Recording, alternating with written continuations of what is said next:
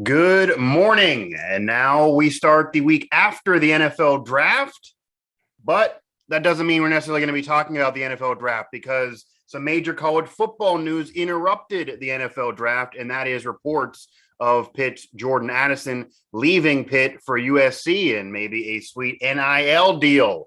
This is mic'd up here on Pittsburgh Sports Live, of course, Pittsburgh Sports Now, and you can find all our draft coverage and my draft shows and draft talk and all of that here on Pittsburgh Sports Live, Steelers Now, and all of those college networks that correspond.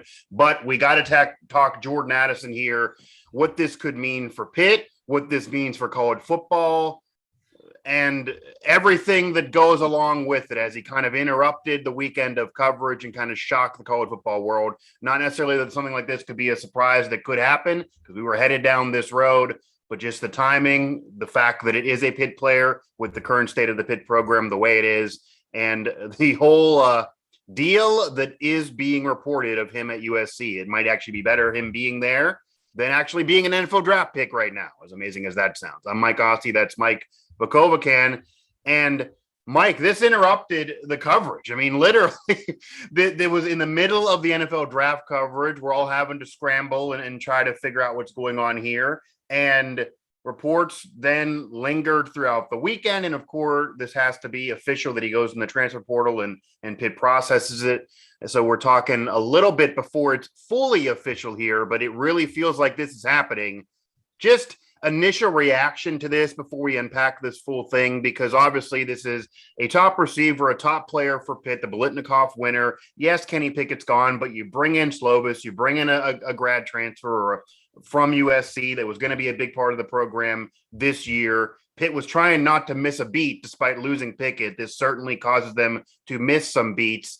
And this is really about money. This is about a deal, an NIL deal that's rumored to be about $3 million, potentially a condo, could be more than if he was Kenny Pickett and some draft picks this year. And, you know, certain programs are losing players to big markets, regardless of the team situation. That's kind of been the theme of the past few months or so as well. Well, a few weeks ago, maybe a month ago, when we were talking about the transfer portal with mostly basketball, I just said how the transfer portal is ruining college athletics, and it's ruined college athletics because when something like this happens, it's not turning back. I understand everyone's argument, and just save me the BS about the kids deserve their money and all that stuff. Well, they're getting money to go to college. Tell them to pay for college then, and their tuition. So I don't really want to hear about that line. But he does have the right to earn money. Right. But what I'll say this before I get into Jordan, what this is gonna end up happening here, Mike, is within. Save this show because this will happen. I don't know the timeline. I would say within 5 years, less than 5 years. What this is all pointing toward, and with the NIL, what's going to happen here now in college athletics is, especially with football, in particular football, what's going to happen is there's going to be a major split. Football, as we know it, isn't going to be here anymore as far as the way it's going. Yeah, there's going to be the SEC, probably a 25-team league, and they're going to handpick some other teams. And there's going to be two divisions of football. There's going to be the SEC, probably Ohio State, Michigan. You're going to pick your handful of teams, USC maybe, and then there's going to be other college football. This is where this is all headed, the haves and the have-nots. And this was just the first sign of it. Or the first thing to happen. This will happen within, I would guess, 5 years. So that this is the road we're going on with that. As far as this goes, it stinks for Pitt. I have mixed feelings about Jordan Addison in that I know that he has the right to do what he wants. I know he has the right to earn the money.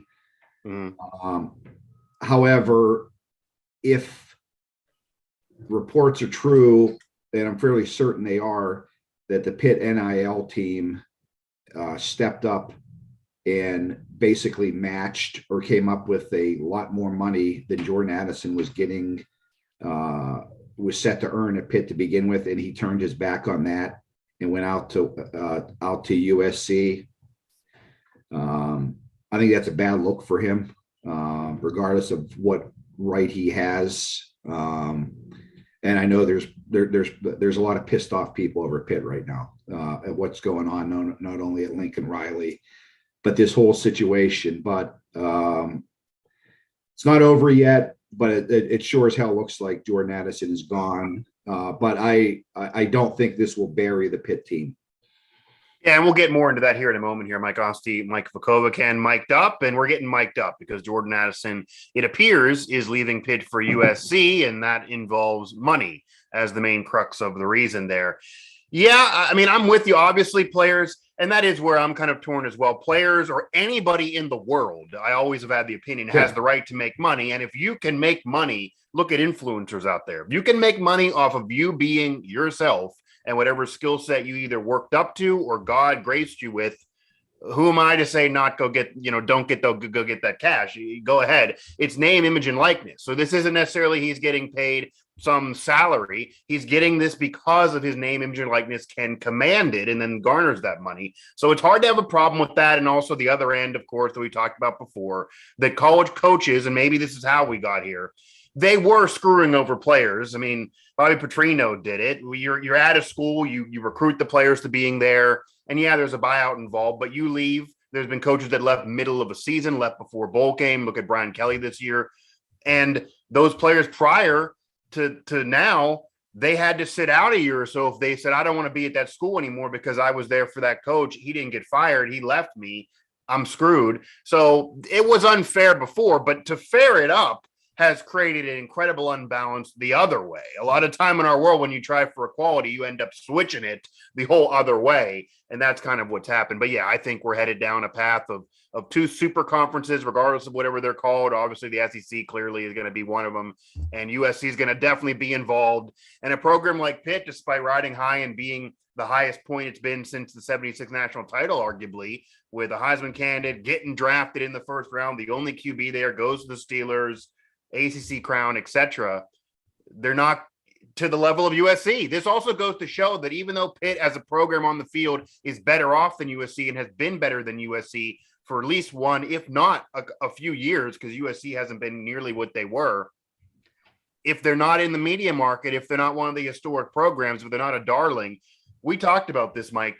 People who were surprised by Lincoln Riley leaving Oklahoma, where he has been a consistent contender for the playoff, and yeah, they're leaving the Big 12 for the SEC, who were surprised. I never was. Even though USC hasn't been a better team on the field, it's absolutely a better job because you're in LA. And I think part of that, I guess the only pushback of, yeah, it sucks if he's leaving for that NIL deal, if Pitt had a situation where they could try to match it or get close. But I'm sure he also figures Los Angeles, there's even money that could be there on the side to that. Is this now, you obviously are tapped into the Pitt program. How surprising is this from people you know at Pitt, or just your knowledge of the Pitt program? Because this is a Biletnikoff winner. USC actually lost a quarterback this past season that Pitt gained. Yeah, Lincoln Riley's there, but many thought Lincoln Riley would need a year or two to get them going and then could contend for a national title. Certainly at least 1 year, just because of getting the roster together. It doesn't appear he's willing to wait, but the roster right now doesn't say Pac-12 champion. So I'll say this, Jordan Addison, if he thinks he's going, like my head's exploding because there's so many things that I want to say. Oh, yeah. One of the things, get to what you just said, he's not going to a better situation. He is not going to put up better stats. Yeah, it's just money, I guess. He's not, he's not putting up better stats in USC than he's only going to be there 1 year. Yeah. And right. The Pitt situation is, and the thing, here's the thing that I tweeted about this weekend, because this is a thing that, as you can tell, I'm probably fired up about this. Not because mic'd up. It's perfect. because it's just, it's just disgusting with college sports is how the national media is going to treat this. You're not going to have one because these national media guys want to be buddies with these coaches, and they don't want to rub them the wrong way. They especially won't at USC and Lincoln Yes, Riley. exactly. Yeah. Vic Vitale is one of the few ones, because obviously he's not in college football, so what the hell does he care? He does, they're not going to call this out for what it is. And, you have Pete Thamel, or whatever the hell his name is, talking about, he's going to go, he wants to go out to California to join his Maryland buddy. Has nothing to do with Caleb Williams being from Maryland. Quit being so naive, Pete, and saying something so stupid and insulting our intelligence with this. Just say what it is. Call out Lincoln Riley and USC for tampering. Say what's going on. But they won't do this, and I equate this to Will Wade at LSU. Everyone knew the guy was cheating beyond everything, but there's not one national media reporter that will say or rip Will Wade until he gets fired. And then you have the guts to come out and say, oh, what a cheater and everything like that. Why don't you say that when he had the job? And this is the same thing what's going on with Lincoln Riley here. Everyone knows Jordan Addison isn't officially in the transfer portal, yet he's in Los Angeles, and he has a $2 to $3 million deal. That's not legal. So just say it. Lincoln will give you another interview. It's just so, and I don't know how, Mike, the NCAA is going to fix this. Once this has happened, I was going to get there. Yeah. When the next president comes in, how do you address this? It's going to be an impossible situation to address. Yeah. And the programs that should be winners and can compete, like you mentioned, USC, it's pathetic that Texas isn't a national power every year, considering where they are. Not one player drafted. Right. Not one Texas player drafted. Right. There have been bad teams that aren't Texas in terms of elite programs that got players drafted. You don't think those people out in Texas, how dirty they're going to get once they see what's happening here? Yeah. This is going to be the precedent-setting case that's going to just open up college sports, because this is going to trickle over to basketball now too. Oh yeah, and it basically is. And I actually will say, I'll throw out Danny Cannell is somebody who has been out there basically trying to call it what it is, because he even actually quote tweeted and replied to many people who were saying basically, just let this be. College football is better when USC is good. And I can't dispute that. I think college football is probably better when USC is good. It is better to have USC, the ratings they will bring, than, say, Oregon. It's a premier program. It is better when USC is good. However, it's not better when USC is good the way they're trying to get good, is the point that he's trying to make. Because, this is – I guess it's not illegal, though. You're bringing up the LSU example. Based on the NIL, it's almost legal cheating now in a way. And, it's opened up Pandora's box. But no, it's not. It's not legal when the guy isn't in the – he's not in the portal yet. He's not in the portal. And they've contacted him weeks before. So that's not – that's where the rub is. If Jordan Addison decides after the season, a week after the season, you know what, I'm out. And that's the other thing that for whatever, even if it's a deal, right? Yeah. For whatever reason. If he decides after the season, you know what, I'm not like a lot of people do. Yeah. Enter the season, and then it's open season, then it's free agency, and then nobody can have a problem with it, and I don't have a problem with it. It's free agency, and whoever offers you the best deal, go get it. Yeah. But when it really is free agency. Spring practice with the team, and you finish spring practice, and it's 2 days before the transfer portal for football closes, and then all of a sudden shenanigans go on. Come on. Yeah. Mic'd up here, Mike Vukovcan getting mic'd up. I'm Mike Asti. We're obviously talking Jordan Addison and that situation that interrupted the NFL draft. That's actually where I wanted to go, because I think the timing of this is obviously the biggest part of the issue here.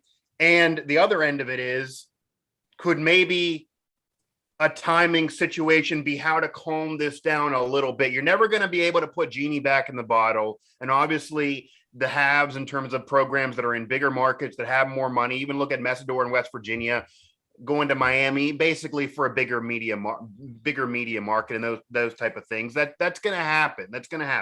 But Is there a way that maybe to calm this down by tightening a window? You mentioned the start of spring practice. For me, once spring practice starts is when the portal should be over. It shouldn't even be open this long. Could they maybe try to tighten the window and have it be February and March, or the end of February and March, like make it like a month-long thing where that's free agency and that's a bonanza, but it can't linger this long. Once spring practice starts, you got to lock into where you are. And if you want to do this, you have to do it weeks ago. Because as you brought up before, this does make it incredibly hard for a head coach. Nobody cares about that. It was unfair before. But if you sneeze the wrong way at a player, they can choose to transfer and screw you over. That's happened in basketball, maybe more than football, but could happen the other way. Could you tighten the window, and could that calm it down? Yeah, I haven't got into that. I haven't got far in my thinking process with that, but I think that's a good idea. I'm sure there's somebody out there that's going to find a fault in that. Right, I'm sure. They have to do something, and if people wonder why, I don't feel bad, but there's no coincidence that Mark Emmert, the president of NCAA, quit. Jay Wright gets out of college basketball. Roy Williams probably left a little early. This is going to drive coaches out that don't want to get involved, and it's just recruiting is difficult to begin with, and to now have to deal with this. Mm-hmm. And it's not recruiting anymore. And for Pitt fans, I know Jeff Capel is a lightning rod for criticism, and he's public enemy number one with Pitt fans because of how he's underperformed at Pitt so far. If people think that Jeff Capel can't recruit, you're crazy. You're crazy. This is why Jeff Capel can't recruit. Recruiting isn't the same as it was 10 years ago, 6-7 years ago. Yeah. It completely changed. Reason Jeff Capel can't recruit is because Pitt isn't on equal footing with the NIL money, and Pitt doesn't cheat to the levels of other teams. That's why Pitt can't compete recruiting in basketball. It has nothing to do with Jeff Capel's recruiting ability. So this is just an example of that. And it's amazing to this, and it's going to wonder how this is going to impact Pitt football's recruiting, because there's no doubt this NIL is going to impact every team in the country's ability. Yeah. Yeah. And when you recruit, you don't know how long you have a player. You could recruit and he could agree to come and everything could be fine. And all of a sudden you wake up in the morning and he's gone. Yeah, it's just going to change everything. And I just don't know what the next president, we started your question here. My mind's kind of, as I said, I'm just, I don't know what this next guy's, I don't know what rules he's going to set in. Because once this stuff already starts happening, you're not going to be able to take this away from the kids. Some people talked about having a sort of a salary cap or a limit on which. How are you going to monitor that? And then you would need contracts, and then it goes into the conversation of, and this was kind of the compromise before, because this all started off of a movement of pay college athletes, and of course, as we've continued as a social being, it was unfair before. So you get into, this is exactly what the Fab Five wanted in the early '90s. This is exactly what Johnny Manziel and others have wanted, where or Terrell Pryor, for example, don't have to pay us $300 every 2 weeks for whatever we would get or wherever we would command. If I can make money off my name, image, and likeness individually, like you're selling Michigan jerseys with a number 4, just put Weber on the back and give me some of the money, because before everybody else was getting paid for my image if I'm Chris Weber in the Fab Five, except for me. That's why they wore the plain blue shirts, because they were all upset about that. So if this existed then, I don't think they would have been mad. However, there are then some that say that if you're going to be in this neighborhood where you're doing a cap and you're giving contracts, and yes, it's name, image, and likeness, so sometimes it's other companies and businesses or people offering the money, do you have to open up where you are giving even the worst guy on the roster $300 every 2 weeks or whatever the case may be, open up to just pay everybody. And then if you can make name and likeness on top of that, you're going to get even more. But as we were talking off the air, if you go down that road, and really we're there anyway, there are certain star athletes that are literally going to make more money to, maybe this will help guys stay in college football, because Addison's going to make more money than some NFL draft picks. So I don't know if that ends up where we go here, but that's kind of a conversation now. And the one thing I do want to bring up that was brought up that is kind of part of this too, that also is like a taboo subject to bring up nationally. If, and maybe not, because I guess NFL draft picks aren't making as much as some of these deals, but if players could leave to the NFL at any time and they didn't have to stay for a few years, even in the NBA now, you have to stay for a couple years. You can't go right out of high school like you could with LeBron James and company. If you could just go to the pros whenever, even out of high school, do what Maurice Clarett tried to do after that year at Ohio State, would that actually fix this a little bit? Because it does go back to the argument of if a company wants to employ somebody, even if you don't think they're ready, then you should be able to. The entire argument of Maurice Clarett in the early 2000s, after that Ohio State national title year, he was a freshman, even in court, they were arguing, well, you're not ready. It won't be a successful career. Your body needs to grow a little bit. And his argument is, first of all, his lawyer said he's a rock, but it doesn't matter if the company wants to pay him. It's up to them to make that decision. Does that open that up? It should have been that way forever. Nobody has the right, or should have the right, to stop your employment, your ability to make money. If a kid does that and he fails and doesn't make it, then and that was his mistake, and maybe it'll be an example for the next person, and then he's gonna have to figure out what to do. But that it's a risk. But if that's a risk that he and his family want him to take, nobody should be able to stop that. And yes, I think that would stop Jordan Addison. He'd be in the NFL right now. Yeah, he'd be in the draft right now. The quarterback at USC or Ohio State, CJ Stroud. He'd be in the NFL right now. He'd have left. He wouldn't be playing. He wouldn't be playing this year for Ohio State. Probably the Heisman Trophy winner, Bryce Young. He would have entered the NFL draft this year instead of going back to Alabama. Kids should be allowed to do what they want. But at the same time, once you make that decision to go, you can't all of a sudden come back to college. Yeah. It'd be a risky decision, but it's hard to restrict it. Or you don't get in the round that you think you're gonna get, then that's on you and you live with it. But I do think that's and I wouldn't be surprised if that's an area that both sides. Do you think though?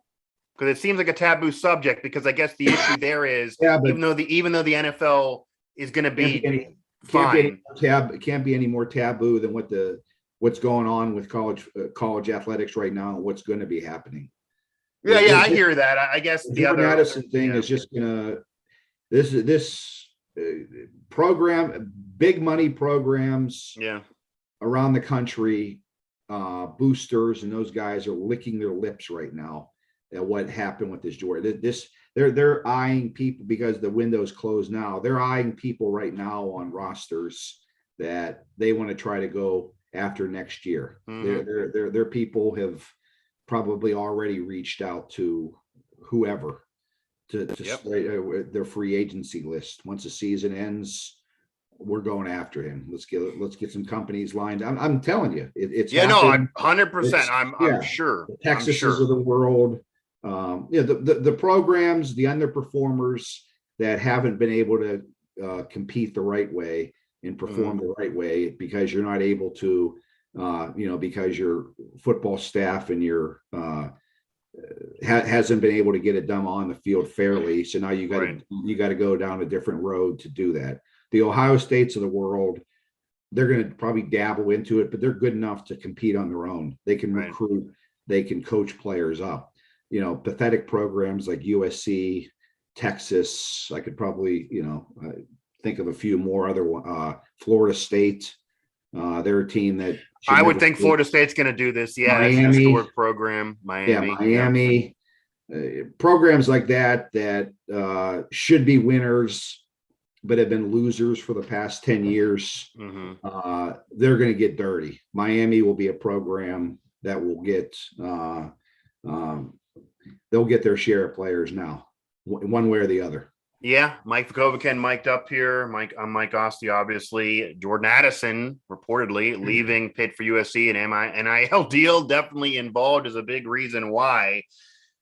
Before we get to just the state of the Pitt program here and then close up shop, but just there are some that I guess or that I've also seen some pushback, and this is a little bit unreasonable now, but the only way to compete as a Pitt, even though you're successful on the field right now, you're still not in the media market that LA is in. You're still not the historic program that USC is in. So is the onus on some Pittsburgh or maybe Pitt connected celebrity? And I know there are companies that have started this, or even some companies and businesses out there to step up even further. You did mention that Pitt did try to get something going here, and there are some companies and involved. I know Aaron Donald, Larry Fitz got involved, and there were some rumblings of trying to equate this money and pull things together to try to match Addison, but it doesn't appear to make a difference. But just in the long run, do certain programs have the onus, and now those boosters and celebrities, et cetera, to pick it up? And like, I know Mark Cuban didn't go to Pitt, but does Mark Cuban need to start an NIL company and funnel players to Pitt or something like that? I mean, do those things need to happen to try to compete with the shady environment? That's a great topic, Mike, because I was talking with this on the phone with somebody yesterday about this very topic. And this sucks for Pitt. But in the long run, let's be honest, Jordan Addison was only going to be here one more year. Right. Okay. This wasn't a thing where, you ruined a long-term relationship. Well, he ruined a long-term relationship. He might have. Yeah. Yeah. With Pitt. Yeah. With I don't know about Jersey being retired despite being a yeah, that ain't happening. But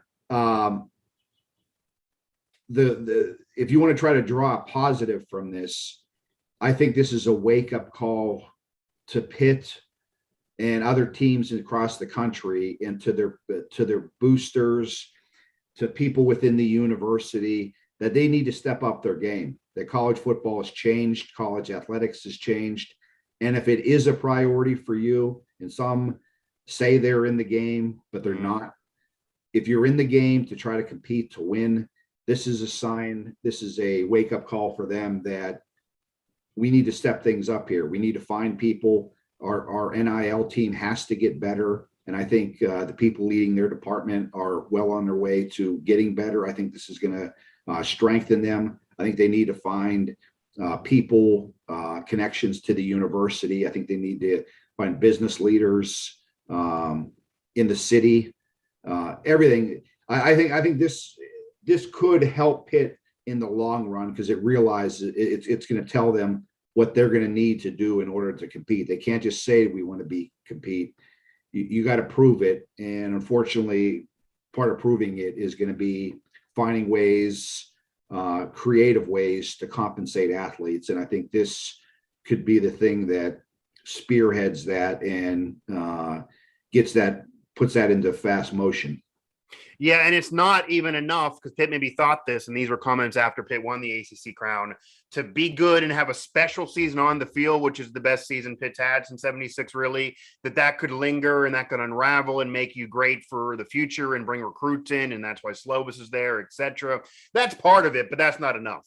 Clearly, that's not enough. It is going to be all be about the money and all about the business. Well, he's only going to be at USC 1 year. He was only going to be at Pitt one more year, but this does go into, say, the backyard brawl, returning with two former USC quarterbacks going head to head, as weird as that's going to be. But now Pitt will be without their top receiver, who honestly, even if I'm Slovis, I'm probably sitting there, and I know he was positive about culture and he wants to stay at Pitt, but I'm a little bit annoyed myself. He kind of did go for football reasons himself. He's leaving a big market and what he had going on. what does this do for Pitt on the field in the short term and the long term? You talked about future recruiting, but this Pitt team this next season, you lose the best player now with Pickett gone. You lose the best receiver. That is a weapon you lose with a new quarterback coming in, a new coaching staff in terms of under Narduzzi offensive wise being there now. Is Pitt still an ACC favorite? What does this do? How big of a hit is this for next season? Knowing Pat Narduzzi and his ways in which he motivates, I think this is going to be it was a wake-up call for the people around the university.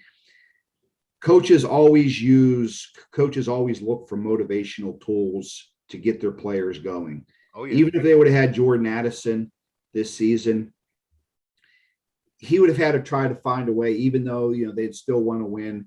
There's no question about those players probably would have went in there a little bit with we're the ACC champs. And I'm not going to say they would have relaxed a little bit, but maybe they would have. This will not allow them to relax. Pat Narduzzi will be harping on them. It already started yesterday with players coming out. We, not me. That is going to strengthen them as far as it's us, it's team. This will be brought up a lot. We're not good enough. Player wants to leave.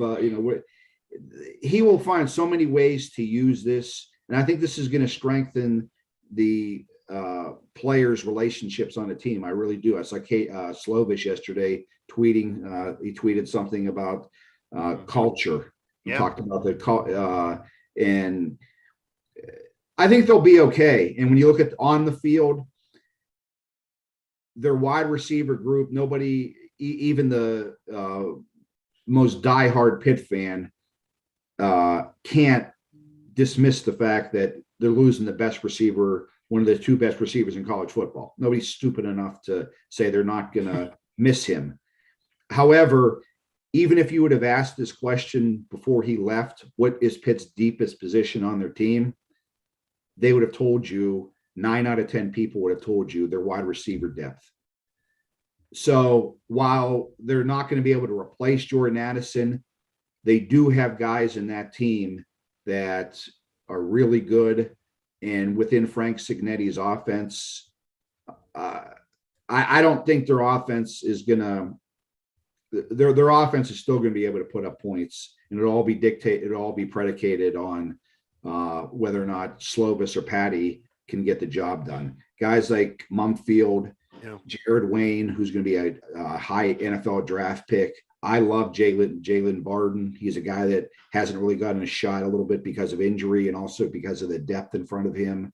You had a true freshman last year, Jaden Bradley, who's about 6'3", that he's going to get involved. He can run like a deer. And then the big thing, and maybe the NCAA wants to throw Pitt a bone here, is Bob Means. He's a guy that transferred a couple weeks ago. He's petitioning the NCAA right now because this is his second transfer to be eligible this season. If he is eligible, if the NCAA grants him eligibility this season, the guy's 6'2", can fly. He would probably be a starter on Pitt's team. That would really help with the loss of Jordan Addison. You have 5 or 6 quality wide receivers there. So that's something that Pitt fans want to keep an eye on this next month or so, next couple months, is whether the NCAA will grant eligibility to the transfer from Louisiana Tech. If they do that, I honestly don't think the offense, especially with the way Frank Cignetti is going to try to maybe change the offense a little bit to balance it out a little bit, I don't think the offense is going to suffer a ton. It's going to suffer some, but I think there's guys on this current depth chart that can get the job done. Yeah, Pitt's not going to go all of a sudden and be an awful team, but there certainly is a hit on the field. He's the best player. There's depth there, but this is all about the money, as we've been talking about this whole show. This really had nothing to do about football in terms of the decision. And who knows if they tighten the window? I think that's the easiest thing to do is just immediately tighten the window. Then you don't have to worry about the NFL or anything else there. But yeah, players could go right to the NFL. That might fix things. If you do tighten the window, that would calm things down. But we're likely headed to a more disaster, I guess, for programs like Pitt in this regard. And who knows? Maybe fans of USC are going to love this because it basically would make USC kind of a pro team. Is kind of what they were for a while in LA as the only team in town. I still think kind of what it is now. About this. I would still make Pitt even without Jordan Addison. I don't know that they're a top 15, top 10 team anymore. Like ESPN had them on for their preseason thing. Yeah, but I still think they're the best team in the. I would still make them the best team in the Coastal over. I guess a lot of people are, riding Miami right now, because of Mario Cristobal. But I would still take. They still might be a year away getting more. Yeah, consider what Pitt's bringing back, both offensively and defensively. Right. My money would still go on Pitt to be the winner in the Coastal. Yeah, and then and once you do that, you're in the title game, and then you certainly have a chance in there. And it might, playoff might be really, really hard. It didn't happen last year with how good. It's not going to have a disastrous season, but it's not going to be a disastrous season. They shouldn't take that much of a step back, and it would be hard even if Addison was there. That doesn't mean you're going to be in the ACC again and be a top 10 team again or top 15 or whatever the case would be. So that's hard to repeat again. They did have an upset loss even with him last year early in the season that almost derailed things. So. It was a special year for Pitt. That doesn't take away from that, and it could still be a solid year for Pitt. But it's a hit, and I think it's a bigger hit for college football as a whole than it even is for Pitt on the field this coming season. So we're going to have more on that. Obviously, you stick with Pittsburgh Sports Now for more on that. We're going to have more shows on this. I'm sure this is going to keep on happening and keep on being news. So, of course, subscribe, head over to Pittsburgh Sports Now for more as the story develops and likely gets uglier. but stay tuned. Asti, Mike Vukovcan.